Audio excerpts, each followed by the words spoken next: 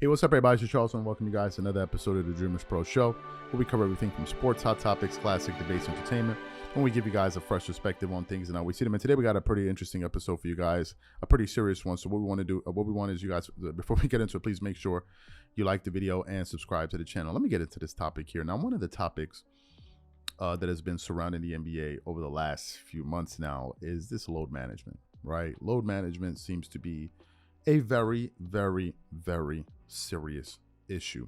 And I think that it speaks to the philosophy that a lot of teams in the NBA are deploying in terms of quote unquote protecting the investment. I think it also speaks to some of the attitude of some of the players, this laissez-faire approach that they have to the game. And that was exhibited at the All-Star game, where we watched we watch an atrocity of a basketball game on the All-Star game. And everyone has admitted that. And the ratings was another indicator that that was a terrible game, because people just completely tuned out. I've seen some of the ratings. It just fell off a cliff, right? And people gave their sentiments by not watching. And I'm sure that was a figure that the NBA paid close attention to. And as a matter of fact, at the end of the game, I heard one of the players there basically say, Alexander basically say that when he was asked, how do we improve the game? And he said, listen to this. This guy said, somebody earning over $20 million a year. He said, maybe they need to raise the incentives. Money talks, to quote him. Meaning, if they paid the players more, then they would be incentivized to play harder at the All-Star game. This is where we are at the NBA, in the NBA. This is where we are. And as a matter of fact, one of the best players in the sport, Stephen Curry, recently called out the entire damn league. And we got this from an article from FadeawayWorld.net. Basically says Stephen Curry explains how the NBA can improve the All-Star game. Several analysts and basketball enthusiasts expressed their displeasure after watching the pickup game.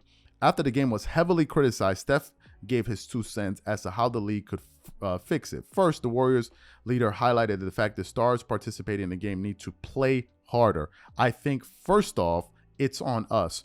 Players have to play harder. Further, the babyface assassin spoke about the obligations that the NBA required the players to do during the weekend, and how Adam Silver could ease those obligations. But secondly, I think the league can ease up all the obligations players have during the All-Star weekend. People don't understand the day-to-day responsibilities an All-Star has to form, from appearances, photo shoots, and the media. Responsibilities. Even the players' introduction and draft on Sunday is too long. Players get fatigued, and it's a lot going on. But it starts with us giving a damn. And also, there are things I think the league can do to lighten the load for players. This was Stephen Curry. He said it starts with us giving a damn. Now, some people in the back who are always ready to twerk it up at a moment's notice will say, you see, if the league made it a little bit lighter on them, then they'll be able to play harder. I got you. You just stepped in it. How do I know this? Because the responsibilities that Stephen Curry spoke about in terms of the things that all the All-Stars have to do, photo shoots, appearances, and all of that, that's always been the case. And players still played hard. So take that excuse and shove it. That's not an excuse. Stop trying to baby these guys. But then, this morning, I came across an article here from FadeawayWorld.net, and it highlighted some disturbing comments the greatest player of all time to ever play basketball made about the direction the league was heading in some 20 years ago. I'm going to read what MJ had to say. He said, 20 years from now, you will never see someone play sick or get on the floor with a sore ankle. Michael Jordan in 2003. That is what the greatest player to ever play the game had to say about where he felt the league was going. Not only is that an indictment, it was actually prophetic. How did MJ know this? What did he know? What informed those statements that MJ just made? What could it have been? Here's what I think it could have been. I think MJ understood something that most of us understand in general, which is simply this. People, the vast majority of people, are only motivated by money. Now, there are other people out there that are motivated by money, but they're also motivated by legacy and actually accomplishing things. There's some people that simply understand that, listen, money is good, but money is a tool. And there's more to life than just money. There's also, what am I actually doing here? What am I actually accomplishing here? And MJ understood something else. If you give people a lot of money, very, very soon is going to be very, very hard to incentivize those said people to want to work hard. Why? Because most people are out for money. And the minute they get a lot of it, especially quickly, all the motivation leaves them. Which brings me back to the comments of the Oklahoma City Thunder point guard. Maybe they need to raise the money. Money talks. Maybe that would be a greater incentive. I rest my case. The fact of the matter is simply this. There are very few players that have walked through the annals of the NBA that actually give a damn about their legacy and their reputation. They're very, very, very, very few. There are very few that are concerned with what did they actually do? What impact did they actually have on the game? What were they actually able to accomplish versus how much money they made? They're very, very few. Kevin Garnett spoke to this. He said, if you want to see a player that's motivated, give him $100 million and see if he'll wake up at 5 a.m. in the summertime and go running at the beach. Then you'll know who's really motivated and who's not. The fact of the matter is, most of these guys are not motivated no more, period, end of story. And what you see is a lot of people out there trying to cover up for it and act. They'll say every single thing except the obvious. Every single thing except the obvious. It is very hard to find someone that is motivated beyond money. It is very, very hard. Some people just don't give a damn. They don't. A lot of these guys look at the league as a meal ticket. Now, some people out there will say, well, good for you. Go get your money, bro. Fine. No problem. If you have no issue with the product being diluted and over time crumbling, then no problem. People today are so stupid that they cannot even realize that the same people incentivizing supporting or advocating that this type of behavior continues are the same stupid people that don't realize that they're going to be hurting the next generation of players coming after them. Have you thought about that?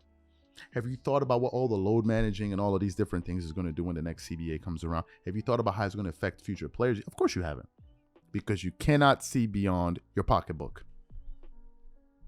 The implications of what is happening is going to be damaging for the next crop of players coming into the league. You always have to question the level of intelligence of anybody that is in a business that is based on selling a product to a customer and thinks that it's okay to continuously devalue the money that they give them. This is what a lot of guys are doing. It is incomprehensible to me that a lot of people are out here really trying to make an argument for why we should continue to stick it to the fans. It is unbelievable to me. And Stephen A. Smith recently alluded to this, that if these guys don't get their act together, people's taste may shift. It may shift. You think people are going to continuously get screwed like this and keep giving you their money? Are you stupid? Are you stupid? You think fans love the fact that people pay their hard-earned money to come to see these games just to have players sitting out when they're perfectly healthy to play? You think people are going to be rolling with it for much longer? You got guys load managing on the road where you're going to go to an opposing arena once a year if you're playing in a different conference, and you think it's okay? You think fans are supposed to be all right? Why should they be? Unless you weren't a pompous jackass. Only a pompous person that feels he's better than other people should feel like they should be okay with this. Sorry to say. I'm sorry to say. How is this even ethical? How is it even ethical? Have you thought about the ethical ramifications of all? Of course you haven't. Because you cannot see beyond your own interest. That's where it ends with some of these guys. So I just sit back and I'll be laughing at these dudes making all of these ridiculous emotional arguments. You're hurting the product because you're turning off the fans. If you don't believe me, go look at the All-Star game numbers. That should tell you the sentiment. I said it before and I'm going to say it again. The fundamental difference between YouTube and Nielsen scan ratings or whatever it is the amount of information you're able to gain. What those guys are tracking when you're talking about TV ratings are simply this. I read a little bit about it. You're tracking audience demographic. You're tracking gender. You're tracking the time in which people are watching. You're tracking various peaks. And you can narrow this down to 15-minute segments. They do it on TV. That's how they know. They get ratings back every segment that they do on television. But what you really cannot track is the sentiment of what people think. You don't know what people think about what they're watching because you have no feedback system. YouTube allows that. You have a comment section where people can tell you if they think your content is great or not. You have the feedback system in terms of the views. You can also look at that. You can also look at the likes and dislikes. And as well, you can put up polls and all of these different things. Therefore, you have more information to measure fan sentiment or viewer sentiment. What do they have in place to measure that? Most of these guys advocating for this to continue don't give a damn about what the fans think. It's like they live in a reverse reality. How is it that you're selling a product and you're thinking more about the product itself than the person that you're selling it to? If you don't have the customer there, what is the purpose of the product? I don't get these guys. I really, really, really don't. And MJ knew it. You're talking about someone that played in the NBA for 15 years. At the age of 40, he played 82 games at the age of 40. He's played over 82 games. How many times? Let's say over 80 games. 1, 2, 3, 4, 5, 6, 7, 8, 9, 10, 11 times out of 15 years. He's played at least 80 games. So let me ask you a question. Number one, how was Michael Jordan physically able to do that, given the logistics that they had then, the lack of facilities, the lack of training, the lack of nutrition, the lack of technology? That's number one. How was he able to do that? That's number one. And number two, what makes you think that if Michael Jordan, the greatest player that ever played the sport, did that, what makes you think any of these guys have a right to not do it? This is what I'm waiting to hear. If it wasn't above MJ, why is it okay for most of these guys? To me, I think it speaks to Jordan's attitude. The second thing I think it speaks of is because Jordan was one of these guys that was preoccupied with moving the sport forward. His sense of responsibility was totally different. Number three, Jordan valued the fans, which so many of these guys don't do. Let me burst your bubble. If there are any NBA players watching this, or if there are any people that feel like what these guys is doing, let me just quickly give you guys some economic information here. What's the average GDP per capita in the United States right now? What's the average GDP per capita in the United States? 55,000, 54, 50, whatever. 50 to 55,000, right? Per capita, right? Now, if you go into a basketball arena, generally how many seats do they have? Let's say they have 18,000 seats. How many rows do you have on the front row? You have one. You have one. They're usually the most expensive seats. And the further you keep going out, the less and less expensive the seats get. In an arena of 18,000 seats, how many of those seats would you say are front row seats? I'd probably say, I don't know, 100, maybe 150. How many of those seats do you think predominantly are seats where people are paying between, I don't know, $100 to $150? I would say the vast majority, probably what, 70% of them? 70% of them. Why do you think that's the case? Why do you think that's the case? The reason that that's the case is because these people understand something. The high net worth individuals that are going to be able to afford those front row seats. You heard what LeBron's seats were going for at one time to break about $75,000 a pop for those seats, those front row seats. They know that high net worth individuals are going to be able to purchase those seats, which means what?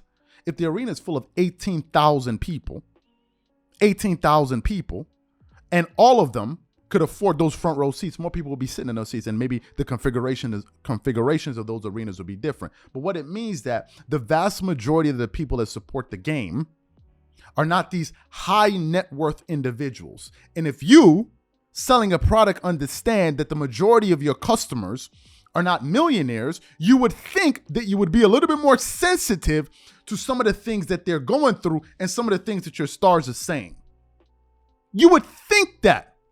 You would also think that the players who are operating within this system would also understand this as well. But a lot of these guys have zero self-awareness or simply don't care. They simply do not care. And that is a problem when you are selling to people like this, a product. You continuously disrespect the fans. To me, I do not get it. I don't get it. I don't get it. But we'll see at the next CBA. We'll see. We'll see where all of this has gotten us. To me, it's a problem. And it's an indictment that the greatest player to ever play the sport was able to foresee this 20 years ago. I don't care if any NBA player saw this video and got offended. I could care less. I could care less. I'm speaking to the fans, for the fans. You shouldn't be concerned what I'm saying. You should be concerned what do the fans think.